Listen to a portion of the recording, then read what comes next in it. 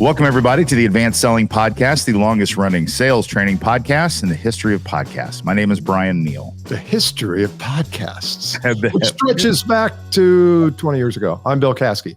What's his name? Alan Hunter?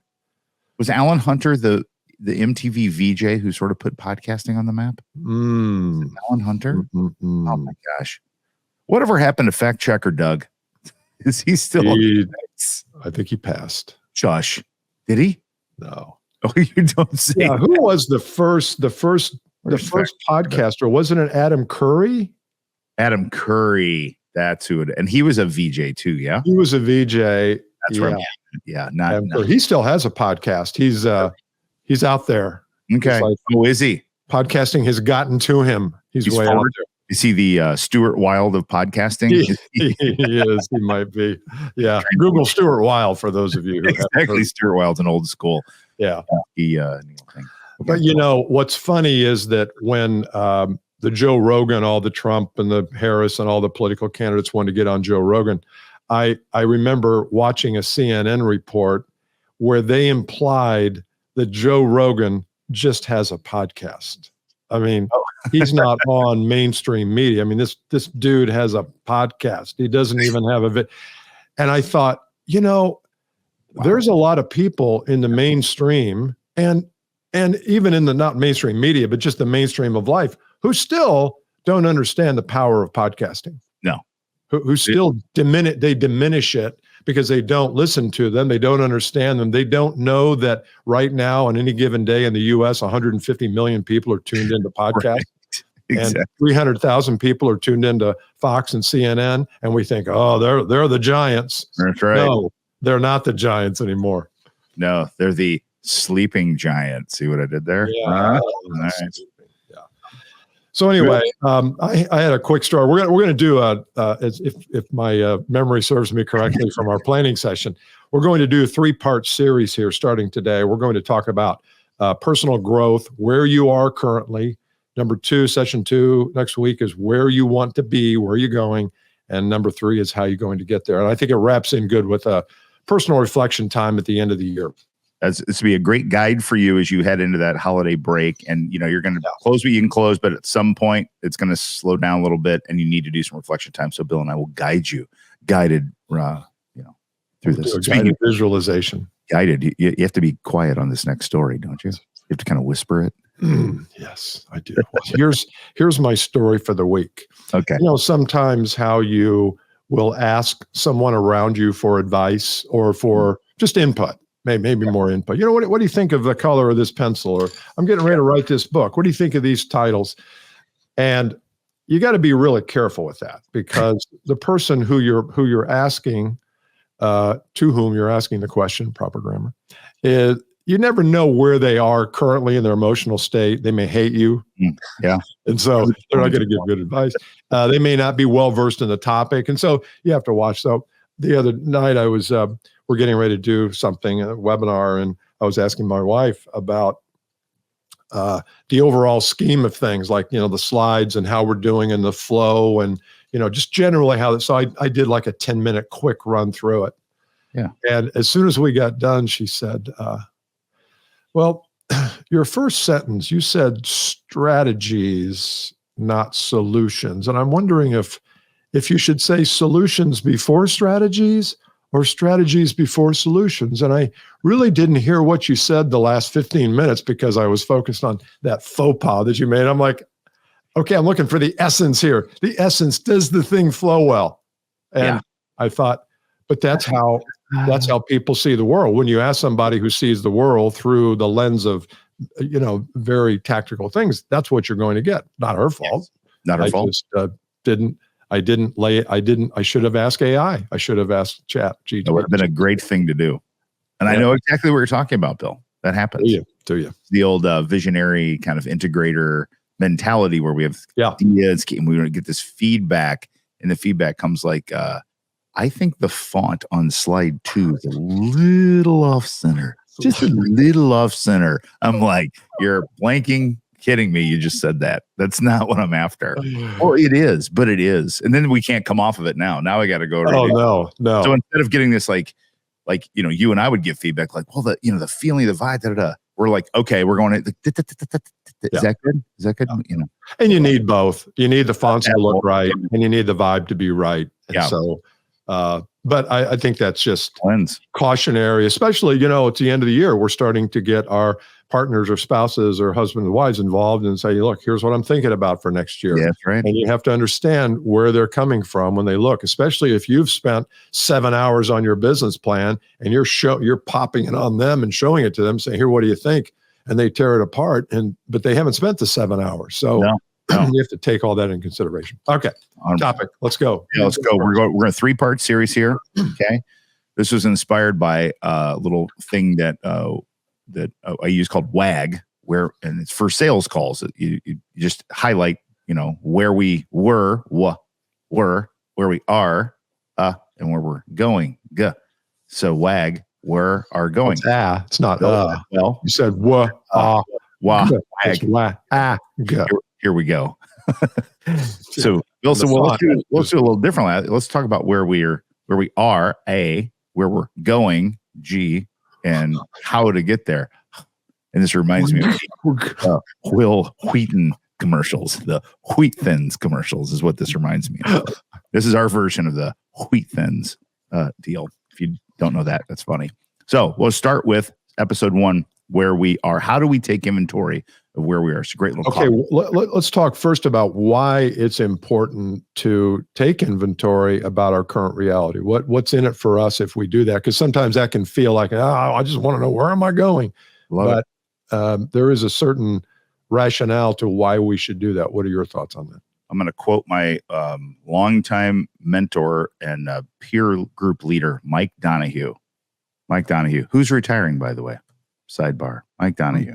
Mm-hmm. He used to have the saying, I think he got it from Patrick Lencioni. How do you say that name? Lencioni book. Face the brutal facts. Face the brutal facts. Face the brutal facts. Think about this time of year, you're going to go through the holidays, and then it's going to be January, and you don't want to get on a scale because you're afraid of what you'll see. You don't want to go to the gym because you're afraid of how tired you'll be or how out of shape you are. And in our sales life, sometimes we don't want to face the brutal facts.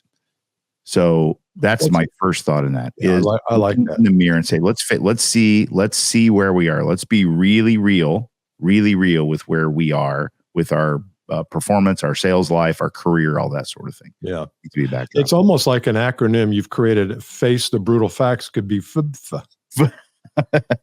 FBFA.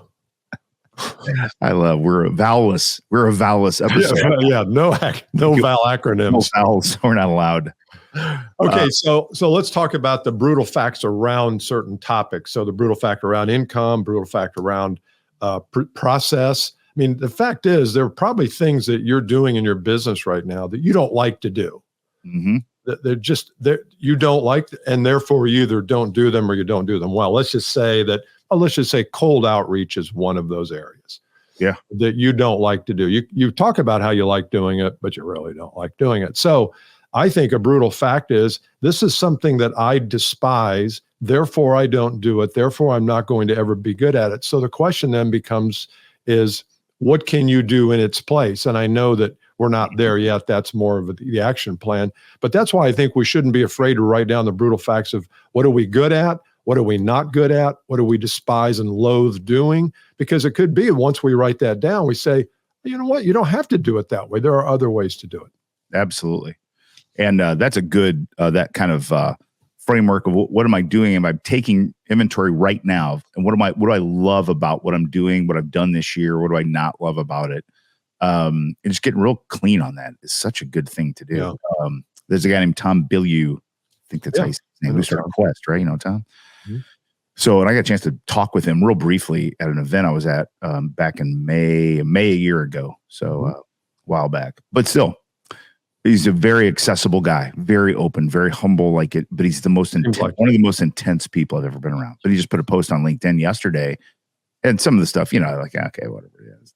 It's just this is different for me. But this one hit me. He's like, I had the reason he grew from his kitchen to whatever it was, $600 or $700 million, where he exited his company, Quest Nutrition, was his extreme focus. Mm-hmm.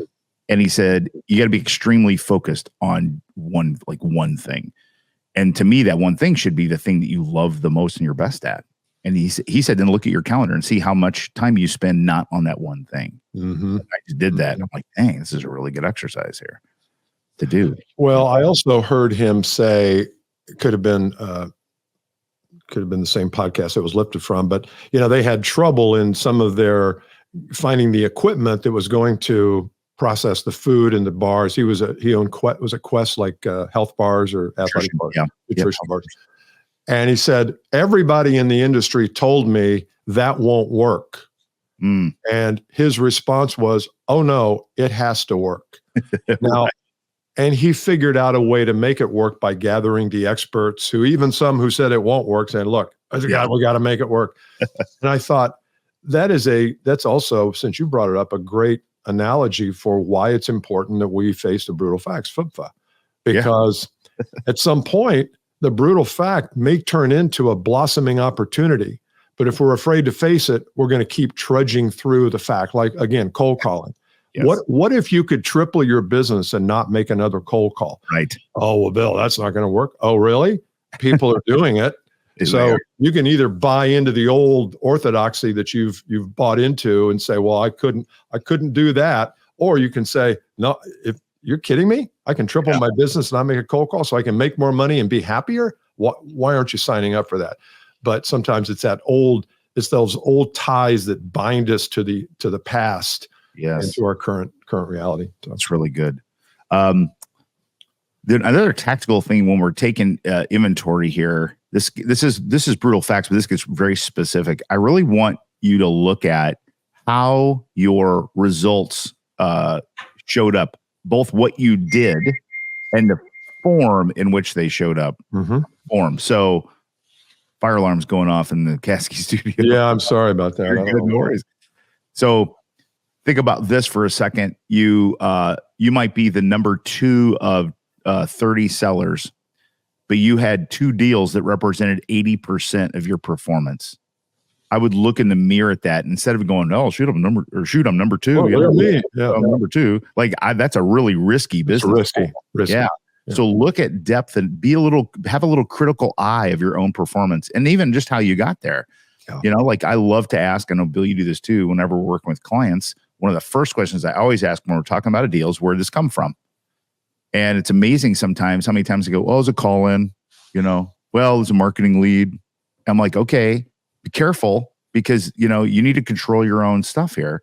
So just look at where things came from, be very real, and how that's so true. Source. What's the source of the lead or the discussion or the customer? I was watching Grant Cardone the other day.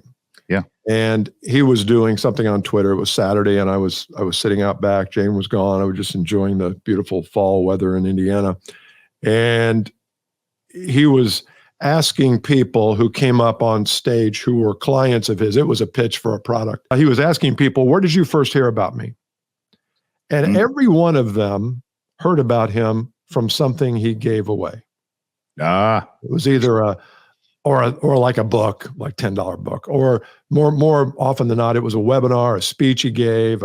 He was on a podcast, and he said something I think was important. He's like, sometimes we look at where the lead come from, but we don't trace it back all the way to, well, where did they first hear about us? And he said, if you're in your business, if you're not offering free content to people who can raise their hand, even if they raise it halfway, and start to listen and get comfortable with you, you're giving up market opportunity. And if you're just waiting for people to come shove checks in your face, that's not the way it works today. Right. And I thought, so what you said, the source of the lead is important, but don't forget to track back. Well, how did they even know to call me?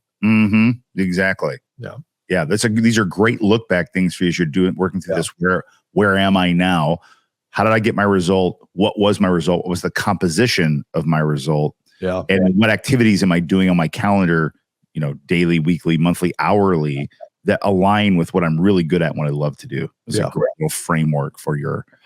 Can I offer one more before we close and move on to the next one, which is where you're going? Is, I sometimes err with too many things. I'm trying to populate too many things. I'm trying to do this and do that and do that. Before you know it, I'm not focused. Or sometimes you have all your eggs in one basket, like you talked about, where I'm just counting on inbound leads. Well, that's a terrible strategy. So as you're looking at your current reality, I think you have to say, am I balanced here? Is my portfolio of inbounds or channels of sources of leads, is it balanced, or am I devoting all my time to one area and none to others? And not spread yourself too thin, but not put all your eggs in one basket. So it might be that one of the 4 or 5 areas of lead generation that you're focused on. Maybe one's outbound calling. Maybe one is being on other people's podcasts. Maybe one is speaking at the local Lions Club forum, or whatever those are.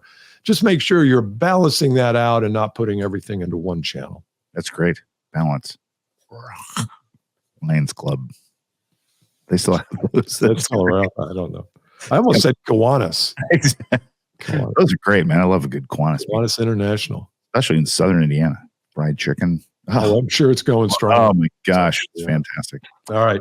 Okay. So if you haven't joined our LinkedIn, go to advancedsellingpodcast.com/LinkedIn. That should take you right to our group. Got 13,000 people there. And we'd love to hear what you think about this concept of where are you? I just don't think people spend enough time on facing current reality. No. Whoops. Here we are. That would not. FCR would not be a acronym. No, not a good one. So next time we are going to talk about in episode 2 of this little 3-part series is where we are going. We're going to do a little planning, and we'll leave the vowels out again. All right. I'll see you next time. Bye.